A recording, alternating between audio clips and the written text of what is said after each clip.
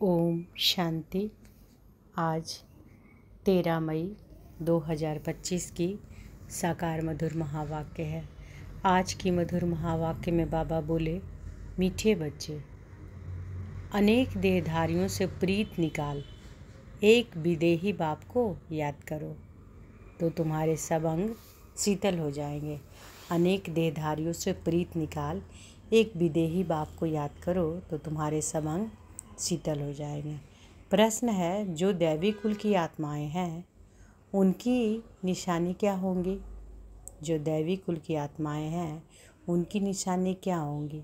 उत्तर है, पहला, दैवी कुल वाली आत्माओं को इस पुरानी दुनिया से सहज ही वैराग्य होगा। दूसरा, उनकी बुद्धि बेहद में होगी। शिवालय में चलने के लिए वह पावन फूल बनने का प्रसाद करेंगे। तीसरा, कोई आसुरी चलन नहीं चलेंगे। चौथा, अपना पोता मेल रखेंगे कि कोई आसुरी कर्म तो नहीं हुआ। बाप को सच सुनाएंगे, कुछ भी छिपाएंगे नहीं। गीत है न वो हमसे जुदा होंगे। ओम शांति। अभी यह है बेहद की बातें, हद की बातें सब निकल जाती। दुनिया में तो अनेक को याद किया जाता, अनेक देहधारियों से प्रीत है। विदेही एक ही है जिसको परमपिता परमात्मा शिव कहा जाता है। तुम्हें अब उनके साथ ही बुद्धि का योग जोड़ना है। कोई देहधारी को याद नहीं करना है। ब्राह्मण आदि खिलाना यह सब कोई कलयुग की रस्म रिवाज ब्राह्मण आदि खिलाना यह सब हुई कलयुग की रस्म रिवाज। वहाँ की रस्म रिवाज और यहाँ की रस्म रिवाज बिल्कुल अलग है। यहाँ कोई भी देहधारी को याद नहीं करना है। जब तक वह अवस्था आए तब तक प्रसाद चलता रहता है। बाप कहते हैं, जितना हो सके पुरानी दुनिया के जो होकर गए हैं या जो हैं उन सबको भूल जाना है। सारा दिन बुद्धि में यही चले, किसको यहाँ समझाना है, किसको क्या समझाना है। सबको बताना है कि आकर वर्ल्ड के पास्ट प्रेजेंट फ्यूचर को समझो, जिसको कोई भी नहीं जानते। पास्ट अर्थात कब से शुरू हुई, प्रेजेंट अब क्या है। शुरू हुई है सतयुग से, तो सतयुग से लेकर अभी तक, और फ्यूचर क्या होना है दुनिया बिल्कुल नहीं जानती। तुम बच्चे जानते हो, इसलिए चित्र आदि बनाते हो। यह है बड़ा बेहद का नाटक। वह झूठे हद के नाटक तो बहुत बनाते हैं।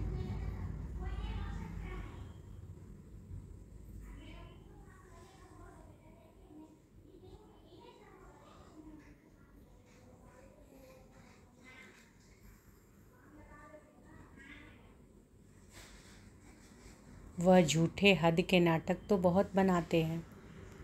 बाबा क्या करे, तुम बच्चे जानते हो इसलिए चित्र आदि बनाते हो। यह है बड़ा बेहद का नाटक। वह झूठे हद के नाटक तो बहुत बनाते हैं। स्टोरी बनाने वाले अलग होते हैं और नाटक की सीनरी बनाने वाले दूसरे होते हैं। स्टोरी बनाने वाले अलग होते हैं और नाटक की सीनरी बनाने वाले दूसरे होते हैं। यह सारा राज अभी तुम्हारी बुद्धि में है। अभी जो कुछ देखते हो वह नहीं रहेगा, विनाश हो जाएगा। तो तुमको सतयुगी नई दुनिया की सीनरी बहुत अच्छी दिखलानी पड़े। जैसे अजमेर में सोनी द्वारिका है, तो उसमें से भी सीनरी लेकर नई दुनिया अलग बनाकर फिर दिखाओ। इस पुरानी दुनिया को आग लगनी है, इनका भी नक्शा तो है ना, और यह नई दुनिया इमर्ज हो रही है। ऐसे ऐसे ख्याल कर अच्छी रीति बनाना चाहिए। यह तो तुम समझते हो, इस समय मनुष्यों की बिल्कुल है जैसे पत्थर बुद्धि। कितना तुम समझते हो, फिर भी बुद्धि में बैठता नहीं। जैसे नाटक वाले सुंदर सीनरी बनाते हैं, ऐसे कोई से मदद ले स्वर्ग की सीनरी बहुत अच्छी बनानी चाहिए। वो लोग आइडिया अच्छी देंगे, युक्ति बताएंगे, उनको समझाकर ऐसा अच्छा बनाना चाहिए जो मनुष्य आकर समझे।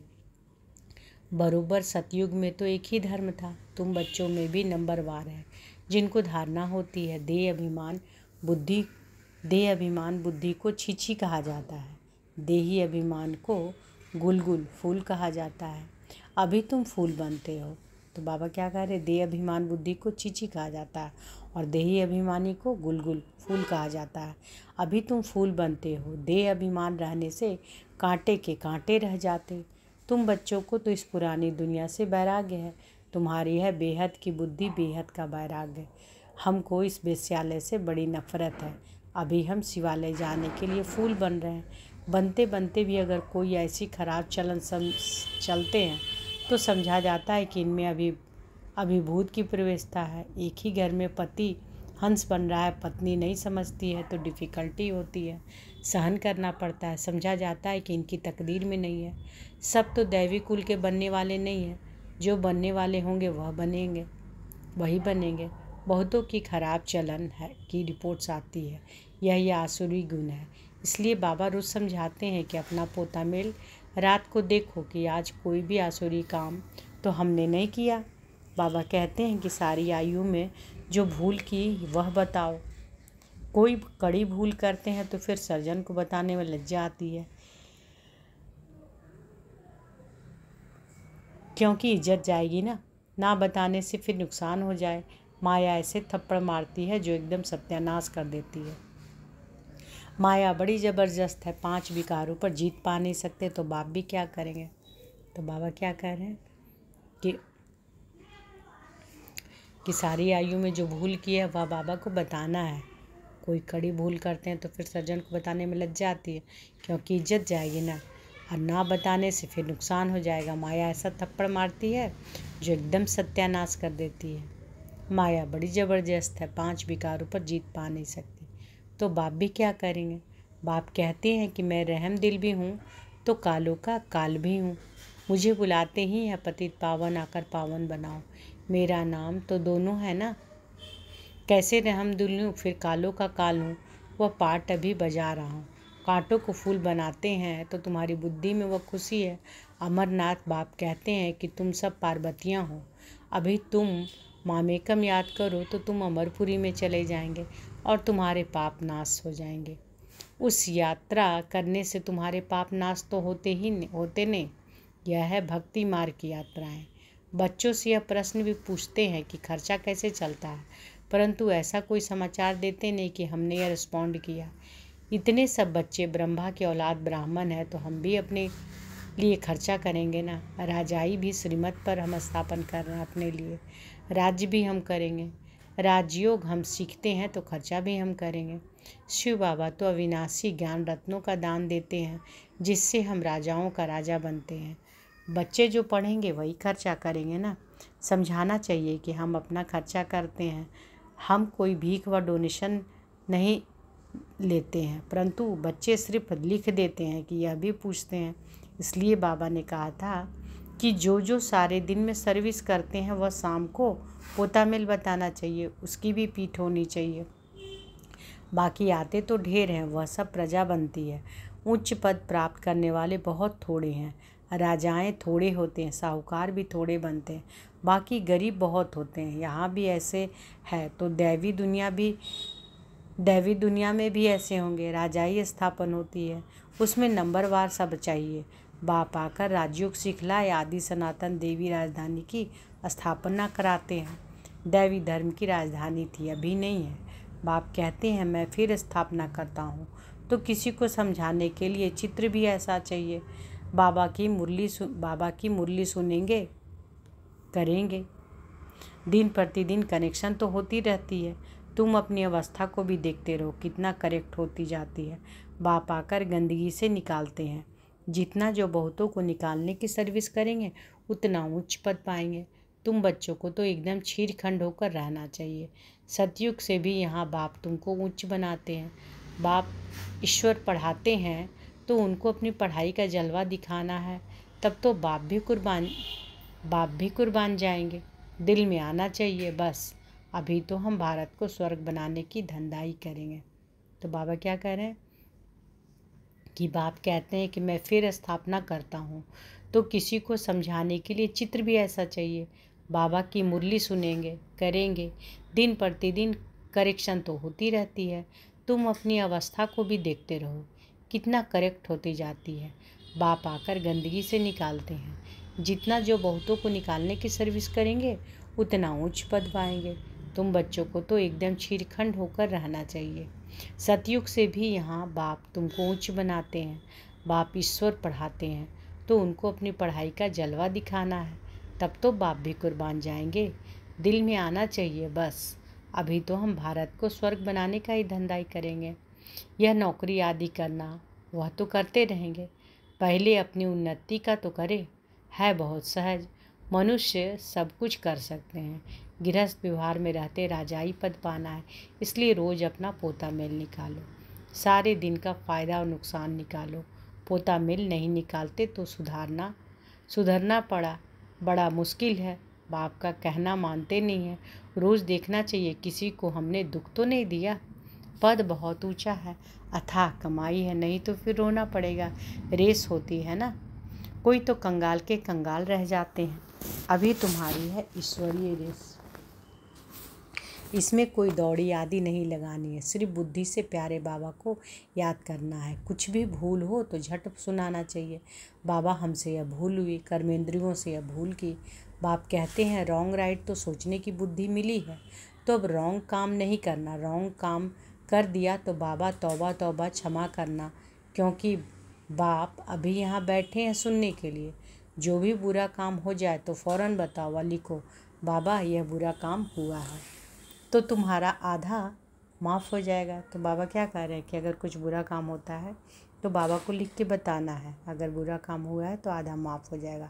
ऐसे नहीं कि मैं कृपा करूँगा, क्षमा व कृपा पाई की भी नहीं होगी। सबको अपने को सुधारना है। बाप की याद से विकर्म विनाश होंगे, पास्ट का भी योग बल से कटता है। बाप का बनकर फिर बाप की निंदा नहीं कराओ। सतगुरु के निंदक ठौर ना पाए, ठौर तुमको मिली है बहुत ऊंची। दूसरे गुरुओं के पास कोई राजाई की ठौर थोड़ी है, यहाँ तुम्हारे एम ऑब्जेक्ट है। भक्ति मार्ग में कोई एम ऑब्जेक्ट होती नहीं, अगर होती भी है तो अल्पकाल के लिए। कहाँ 21 जन्म का सुख, कहाँ पाई पैसे का थोड़ा सुख। ऐसे नहीं कि धन से सुख होता है, दुख भी कितना होता है। अच्छा समझो कोई ने हॉस्पिटल बनाई तो दूसरे जन्म में रोग कम होगा। ऐसे तो नहीं कि पढ़ाई जास्ती मिलेगी, धन भी जास्ती मिलेगा। उसके लिए तो फिर सब कुछ करो। कोई धर्मशाला बनाते हैं तो दूसरे जन्म में महल मिलेगा। ऐसे नहीं कि तंदुरुस्त रहेंगे, नहीं। तो बाप कितनी बातें समझाते हैं, कोई तो अच्छी रीति समझ कर समझाते, कोई तो समझते ही नहीं। तो रोज़ पोता मेल निकालो, आज क्या पाप किया, इस बात में फेल हुआ। बाप राय देंगे तो ऐसा काम नहीं करना चाहिए। तुम जानते हो कि हम तो अब स्वर्ग में जाते हैं, बच्चों को खुशी का पारा नहीं चढ़ता है। बाबा कहते हैं कि तुम जानते हो कि हम तो अब स्वर्ग में जाते हैं, बच्चों को खुशी का पारा नहीं चढ़ता है। बाबा को कितनी खुशी है, मैं बूढ़ा हूँ, यह शरीर छोड़कर हम प्रिंस बनने वाला हूँ। तुम भी पढ़ते हो तो खुशी का पारा चढ़ना चाहिए, परंतु बाप को याद ही नहीं करते हैं। बाप कितना सहज बताते हैं, समझाते हैं। वह अंग्रेजी आदि पढ़ने में माथा कितना ख़राब होता है, बहुत डिफ़िकल्टी होती है, यह तो बहुत सहज है। इस रूहानी पढ़ाई से तुम शीतल बन जाते हो। इसमें तो सिर्फ बाप को याद करते रहो और एकदम शीतल अंग हो जाएंगे। शरीर तो तुमको है ना, शिव बाबा को तो शरीर नहीं है, अंग है श्री कृष्ण को। उनके अंग तो शीतल हैं, इसलिए उसका नाम रख दिया। अब उनका संग कैसे हो, वह तो होता ही है सतयुग में। उसके भी ऐसे शीतल अंग किसने बनाए, यह तुम अभी समझते हो। तो अब तुम बच्चों को भी इतनी धारणा करनी चाहिए। लड़ना झगड़ना बिल्कुल नहीं है, सच बोलना है। झूठ बोलने से सत्यानाश हो जाती है। बाप तुम बच्चों को ऑलराउंड सब बातें समझाते हैं। चित्र भी अच्छे अच्छे बनाओ जो फिर सबके पास जाए। अच्छी चीज़ देखकर कहेंगे चलकर देखो। समझाने वाला भी होशियार चाहिए, सर्विस करना भी सीखना है। अच्छी ब्राह्मणियाँ भी चाहिए जो आप समान बनाए। जो आप समान मैनेजर बनाती है उसे अच्छी ब्राह्मणी कहेंगे। वह पद भी ऊँच पाएगी, बेबी बुद्धि भी ना हो, नहीं तो उठाकर ले जाएंगे। रावण संप्रदाय है ना, ऐसी ब्राह्मणी तैयार करो जो पीछे सेंटर संभाल सके। अच्छा, मीठे मीठे सिक्की लधे बच्चों प्रति माता पिता बाप दादा का याद प्यार और गुड मॉर्निंग। रूहानी बाप की रूहानी बच्चों को नमस्ते। हम रूहानी बच्चों की रूहानी माता पिता बाप दादा को याद प्यार, गुड मॉर्निंग और नमस्ते नमस्ते नमस्ते। शुक्रिया बाबा, शुक्रिया। धारणा के लिए मुख्य सार पहला है, बाप को अपनी पढ़ाई का जलवा दिखलाना है। बाप को अपनी पढ़ाई का जलवा दिखलाना है। भारत को स्वर्ग बनाने के धंधे में लग जाना है। पहले अपनी उन्नति का ख्याल रखना है, चिरखंड होकर रहना है। दूसरा, कोई भूल हो तो बाप से क्षमा लेकर स्वयं ही स्वयं को सुधारना है। बाप कृपा नहीं करते, बाप की याद से विकर्म काटने हैं। निंदा कराने वाले कोई कर्म नहीं करना है। आज बाबा ने वरदान दिया है तो अनुभव करें कि बाबा का वरद हस्त हमारे सिर पर है। और बाबा ने वरदान दिया, नॉलेज फुल की विशेषता द्वारा संस्कारों के टक्कर से बचने वाले कमल पुष्प समान न्यारे व साक्षी भव। नॉलेज फूल की विशेषता द्वारा संस्कारों के टक्कर से बचने वाले कमल पुष्प समान न्यारे व साक्षी भव। संस्कार तो अंत तक किसी के दासी रहेंगे, किसी के राजा के। संस्कार तो अंत तक किसी के दासी के रहेंगे, किसी के राजा के। संस्कार बदल जाए यह इंतज़ार नहीं करो, लेकिन मेरे ऊपर किसी का प्रभाव ना हो, क्योंकि एक तो हर एक के संस्कार भिन्न है, दूसरा माया का भी रूप बन कर आते हैं। इसलिए कोई भी बात का फैसला मर्यादा की लकीर के अंदर रख कर करो। भिन्न भिन्न संस्कार होते हुए भी टक्कर ना हो, इसके लिए नॉलेजफुल बन, कमल पुष्प समान न्यारे व साक्षी रहो। स्लोगन है, हठ व मेहनत करने के बजाय रमणीकता से पुरुषार्थ करो। हठ व मेहनत के बजाय रमणीकता से पुरुषार्थ करो। अव्यक्त इशारे हैं, रूहानी रॉयल्टी और प्योरिटी की पर्सनालिटी धारण करो। पवित्रता सुख शांति की जननी है। पवित्रता सुख शांति की जननी है। जहाँ पवित्रता है वहाँ दुख अशांति आ नहीं सकती। तो चेक करो, सदा सुख की सैया पर आराम से अर्थात शांत स्वरूप में विराजमान रहते हैं। अंदर क्यों, क्या और कैसे की उलझन होती है, या इस उलझन से परे सुख स्वरूप स्थिति रहती है। तो पवित्रता सुख शांति की जननी है। जहाँ पवित्रता है वहाँ दुख अशांति आ नहीं सकती। तो चेक करो, सदा सुख की सैया पर आराम से अर्थात शांत स्वरूप में विराजमान रहते हैं। अंदर क्यों, क्या और कैसे की उलझन होती है, या इस उलझन से परे सुख स्वरूप स्थिति रहती है। कैसी स्थिति रहती है, चेक करना है। तो आज की मधुर महावाक्य में बाबा क्या बोले कि अनेक देहधारियों से प्रीत निकाल, एक विदेही बाप को याद करो तो तुम्हारे सब अंग शीतल हो जाएंगे। अच्छा, शुक्रिया बाबा, शुक्रिया। ओम शांति।